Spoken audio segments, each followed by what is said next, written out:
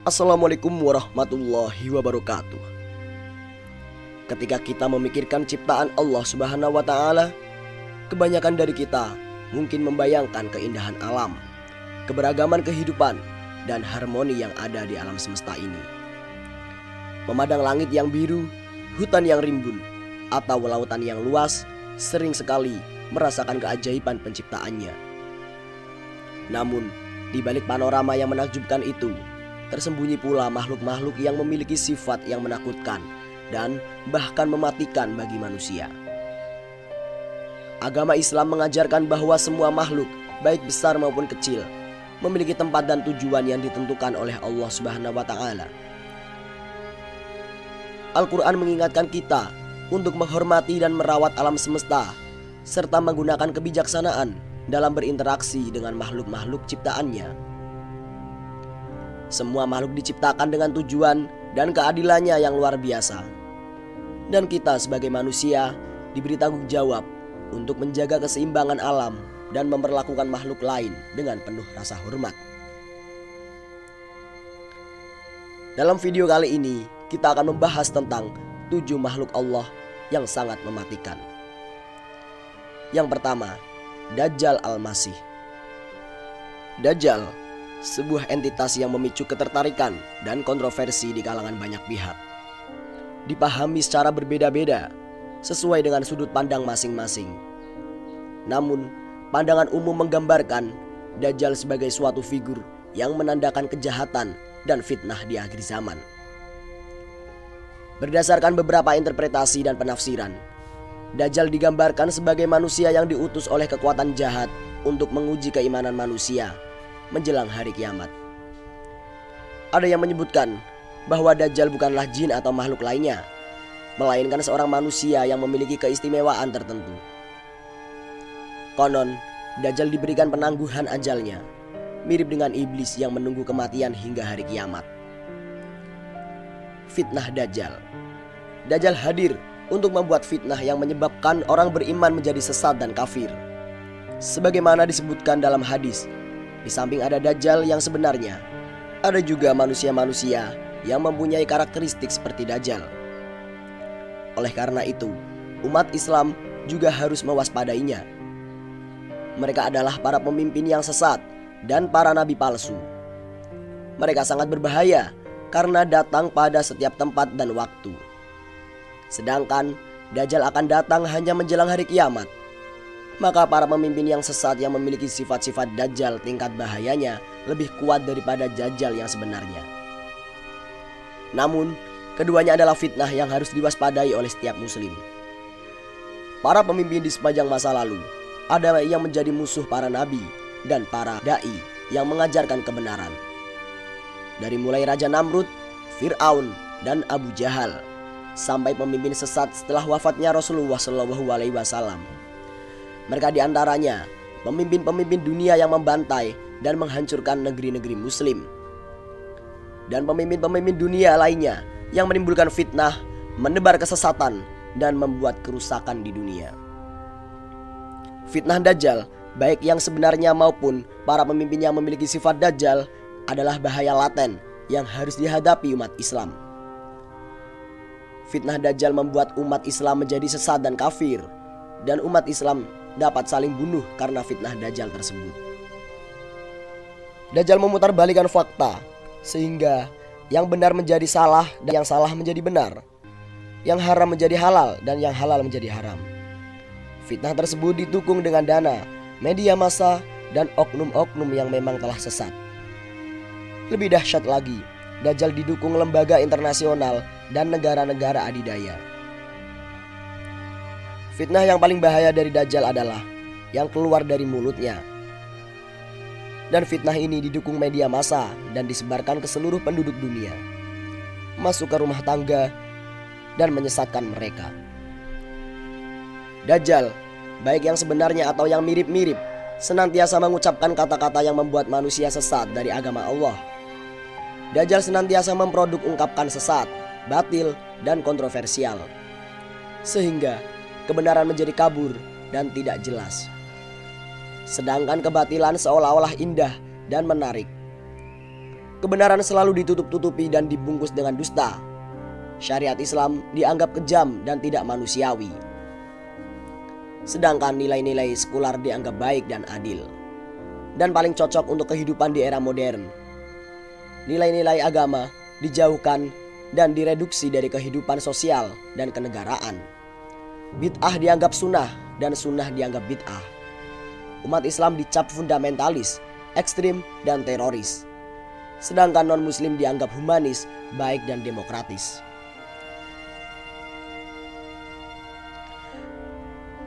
Yang kedua, Ya'juj dan Ma'juj. Al-Quran menyebutkan kata Ya'juj dan Ma'juj sebanyak 2 kali, yaitu dalam surat Al-Kahfi ayat 94 dan surat Al-Anbiya ayat 96. Dalam surat Al-Kahfi dijelaskan, Ya'juj dan Ma'juj adalah sebutan bagi orang-orang yang membuat kerusakan di muka bumi dan ditakuti oleh suatu kaum yang tinggal di antara 2 gunung. Dalam hadis yang diriwayatkan oleh Imam Bukhari dan Muslim, Rasulullah SAW mengungkapkan dinding pembatas tempat Ya'juj dan Ma'juj dikurung akan dibuka secara perlahan oleh Allah Subhanahu wa taala. Saat dinding ini terbuka, Ya'juj dan Ma'juj akan keluar dan menyebabkan kekacauan di muka bumi. Mereka akan merusak segala yang ada di sekitar mereka dan membuat hidup manusia menjadi penuh penderitaan. Kemudian Allah mengeluarkan Ya'juj dan Ma'juj. Kelompok mereka yang pertama melewati telaga Tiberiyah.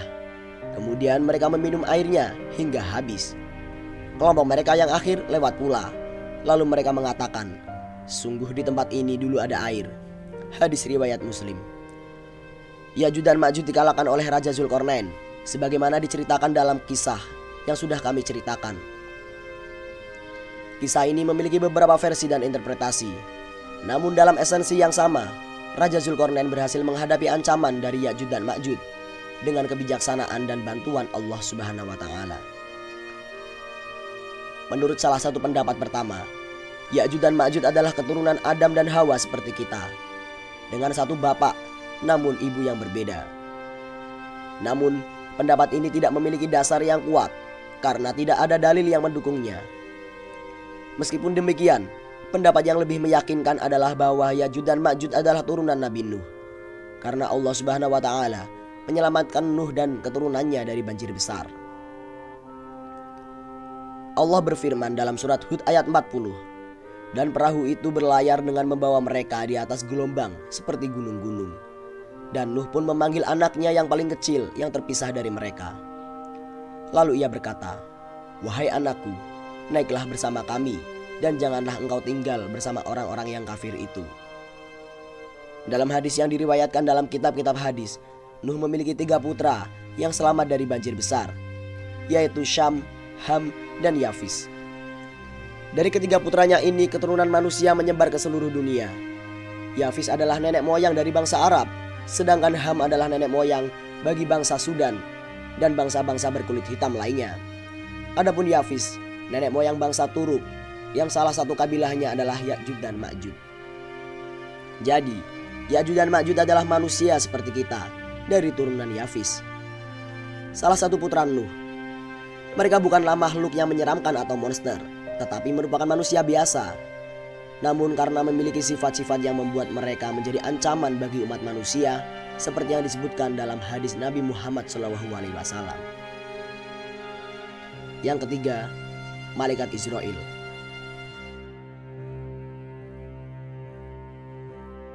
Malaikat Israel adalah salah satu malaikat dalam tradisi agama-agama Abrahamik, termasuk Islam, yang dikenal sebagai malaikat maut atau malaikat pencabut nyawa.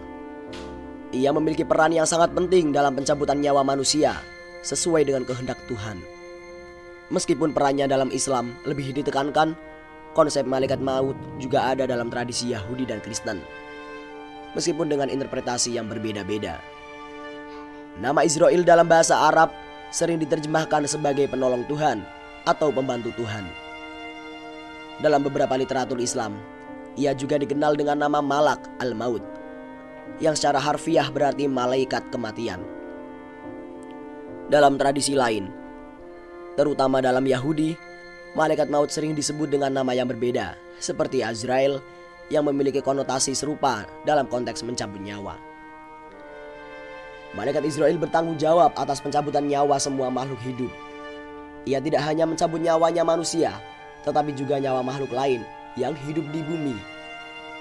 Dalam Islam, dipercayai bahwa Israel menerima perintah dari Tuhan untuk mencabut nyawa seseorang, dan ia memiliki tugas untuk menjalankan perintah ini dengan adil dan tanpa rasa sakit bagi orang yang sedang meninggal. Dalam banyak budaya Islam, Israel sering digambarkan sebagai sosok yang menakutkan, biasanya dalam wujud yang mengesankan dengan sayap besar. Namun, dalam beberapa ajaran sufistik, malaikat ini dilihat tidak hanya sebagai sosok yang menakutkan, tetapi juga sebagai pembawa rahmat, yang bertugas mengembalikan roh kepada Tuhan dengan cara penuh kasih. Penggambaran ini menunjukkan dualitas perannya sebagai pembawa akhir kehidupan, tetapi juga sebagai makhluk yang mematuhi kehendak Tuhan. Meskipun nama Israel tidak disebutkan dalam Al-Quran, ada banyak referensi dalam hadis yang membicarakan tentang tugas dan keberadaannya. Dalam hadis-hadis ini, Israel sering digambarkan sebagai malaikat yang sangat dekat dengan tugasnya, selalu siap untuk menjalankan perintah Tuhan kapanpun diminta. Dalam Al-Quran, Tuhan seringkali disebut sebagai pemilik hari pembalasan, dan ini menunjukkan bahwa pencabutan nyawa adalah bagian dari gambaran yang lebih besar tentang kehidupan, kematian, dan kehidupan setelah mati dalam perspektif Islam. Yang keempat, Malaikat Israfil. Malaikat Israfil adalah salah satu malaikat penting dalam tradisi Islam yang memiliki peran sentral dalam berbagai peristiwa eskatologis, khususnya dalam konteks hari kiamat. Dalam literatur Islam, Israfil dikenal sebagai malaikat yang akan meniup sangkakala untuk menandakan dimulainya hari pembalasan. Nama Israfil dalam bahasa Arab berasal dari kata sorofa, yang berarti berubah atau mengubah. Ini mencerminkan peran Israfil dalam mengubah keadaan dunia melalui tiup sangkakala. Dalam berbagai tradisi Islam, Israfil sering digambarkan sebagai malaikat yang sangat besar dengan sayap yang luas yang menyandang tugas monumental ini. Peran utama Israfil dalam ajaran Islam adalah sebagai penyeru terakhir yang akan meniup sangkakala untuk membangkitkan manusia dari kubur pada hari kiamat. Tiupan pertama dari sangkakala akan menghancurkan semua yang ada di dunia, sementara tiupan yang kedua akan membangkitkan semua makhluk hidup dari kematian mereka untuk menghadapi pengadilan Tuhan. Israfil juga dianggap sebagai malaikat yang memiliki pengetahuan luas dan berada sangat dekat dengan Tuhan. Dalam beberapa tradisi, Israfil adalah malaikat yang mendengar langsung perintah dari Tuhan dan menjalankannya dengan ketepatan yang sempurna. Dalam kebanyakan penggambaran, Israfil digambarkan dengan sayap yang sangat besar, menunjukkan kekuatan dan kemampuan untuk menutupi langit. Ia seringkali diilustrasikan sebagai sosok yang menakjubkan dengan penampilannya. Referensi terhadap Israfil ditemukan dalam berbagai hadis dan teks-teks Islam. Meskipun tidak banyak referensi terhadap malaikat Jibril atau Mikail, dalam hadis-hadis ini Israfil seringkali digambarkan dalam konteks tiupan sangkakala yang akan datang, yang menandai akhir zaman. Teks-teks ini menekankan kesiapan Israfil untuk menjalankan perintah Tuhan kapanpun yang diminta. Dalam tradisi Yahudi, tidak ada entitas malaikat yang berperan seperti Israfil.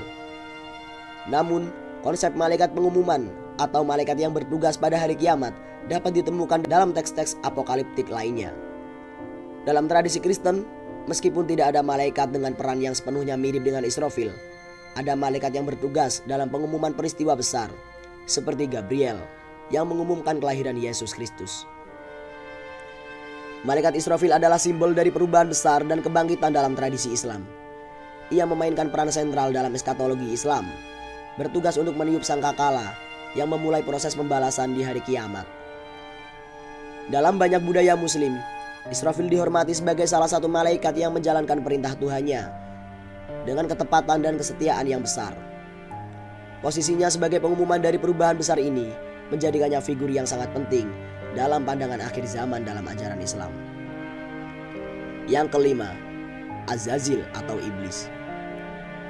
Dalam tradisi Islam, Azazil adalah nama yang sering dikaitkan dengan seorang makhluk yang dikenal sebagai iblis atau setan, yang sebelumnya merupakan seorang malaikat yang sangat taat. Nama Azazil seringkali muncul dalam konteks sejarah sebelum dia jatuh dari kasih sayang Tuhan karena kesombongannya. Kisah Azazil menjadi contoh penting dalam memahami konsep kejatuhan dan pembangkangan dalam Islam. Menurut tradisi Islam, Azazil adalah seorang malaikat yang sangat dihormati, dikenal atas ibadahnya yang mendalam dan dedikasinya kepada Tuhan. Namun, ketika diperintahkan oleh Tuhannya untuk sujud kepada Adam, Azazil menolak. Dia menolak perintah ini karena merasa bahwa dia lebih baik daripada manusia yang dia anggap rendah karena terbuat dari tanah.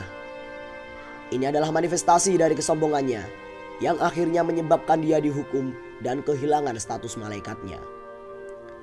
Setelah penolakannya, Azazil diusir dari surga dan dikenal sebagai iblis, musuh utama umat.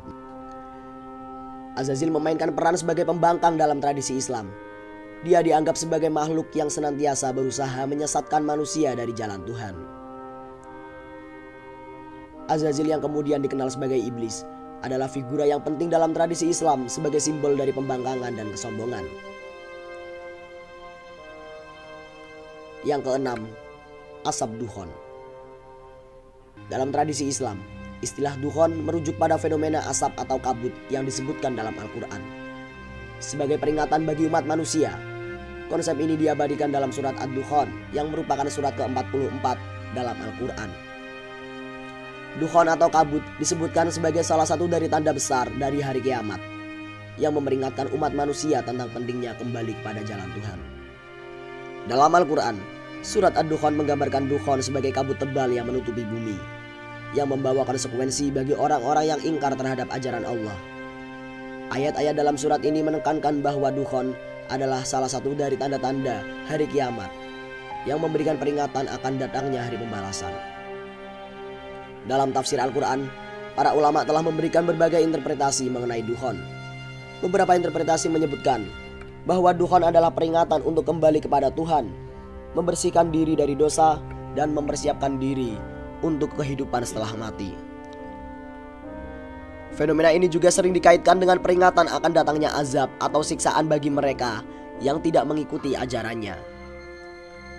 Ada juga pandangan bahwa dukhon adalah simbol dari kebingungan dan kegelisahan yang dirasakan oleh umat manusia. Dalam kitab Husnul Hamidiyah, orang muslim yang menghisap asap dukhon, ia akan mati dalam keadaan seperti orang flu. Dan orang kafir yang menghisapnya, ia akan mati dalam keadaan seperti orang mabuk. Yang ketujuh, Arsy. Arsy adalah istilah dalam tradisi Islam yang merujuk pada singgasana Tuhan atau kursi kekuasaannya yang sangat agung.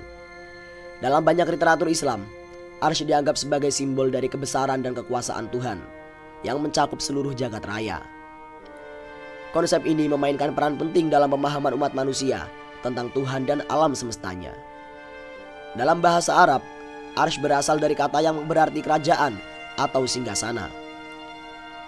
Dalam konteks Islam, Arsy seringkali digambarkan sebagai singgasana yang sangat besar dan megah.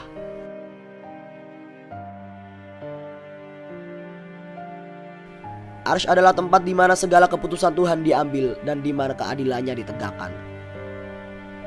Arsy disebutkan dalam beberapa Al-Quran dan hadis. Arsy disebutkan dalam beberapa ayat Al-Quran dan hadis.